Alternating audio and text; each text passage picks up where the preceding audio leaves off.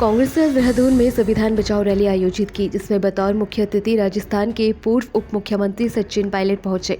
प्रदेश कांग्रेस के सभी बड़े नेता मौजूद रहे, लेकिन कार्यक्रम में प्रदेश प्रभारी कुमारी सैलजा नहीं पहुंची। सभी नेताओं ने अपने अपने संबोधन में कहा कि मौजूदा वक्त में केंद्र की चुनी हुई सरकार संविधान की आत्मा पर प्रहार कर रही है। इसके साथ ही संवैधानिक संस्थानों का दुरुपयोग कर रही है। विपक्ष के नेताओं को डराया जा रहा है। हजारों की तादाद में प्रदेश भर से कांग्रेस पार्टी के कार्यकर्ता और आमजन इस रैली में उन्होंने भाग लिया।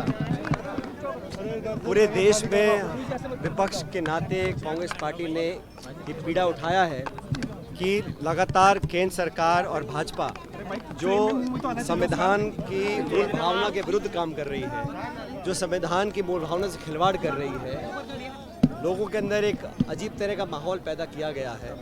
और जैसा राहुल जी कहते हैं, खड़गे साहब कहते हैं कि संविधान ने हर व्यक्ति को बराबर का हक अधिकार दिया है और देश में जो वातावरण निर्मित किया है वो एक ऐसा माहौल है जहां पर लोग अपने आप को असुरक्षित महसूस कर रहे हैं। संविधान के जो प्रावधान है उसका उनकी धज्जियां खुलेआम उड़ाई जा रही हैं।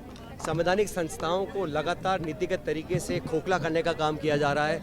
70 सालों में ऐसा कभी नहीं हुआ और हम लोगों ने हमेशा संविधान को पोषित करने का काम किया। भाजपा की जो विचारधारा है उसमें संविधान के खिलाफ लगातार काम हो रहा है। सरकार अपनी एजेंसीज का दुरुपयोग कर रही है। निर्वाचन आयोग को निष्पक्ष उन्होंने छोड़ा नहीं है। सीबीआई का, ईडी का, इनकम टैक्स का, तमाम एजेंसीज का दुरुपयोग कर विपक्ष के लोगों पर प्रहार कर उनका मनोबल कमजोर करने का काम कर रही हैं। इस सब के खिलाफ हम लोग सड़कों पर हैं, जनता की आवाज़ को उठा रहे हैं। लेकिन आज जो रिस्पॉन्स देखने को मिला है, यहाँ के लोग, उत्तराखंड के लोग बदलाव चाहते हैं। जो सरकार 3 साल से यहाँ काम कर रही है, यहाँ पर लगातार भ्रष्टाचार हुआ है। आज जो देश के हालात हैं, देश जिस दौर से गुजर रहा है, संविधान खतरे में है। संविधान हमारी आत्मा है और भारतीय जनता पार्टी को संविधान में विश्वास नहीं है। संविधान को लगातार कमज़ोर करने की साजिश की जा रही है। जो संवैधानिक संस्थाएं हैं उनको कमज़ोर किया जा रहा है। सरकारी मशीनरी का दुरुपयोग किया जा रहा है। लोगों की आवाज़ को दबाया जा रहा है।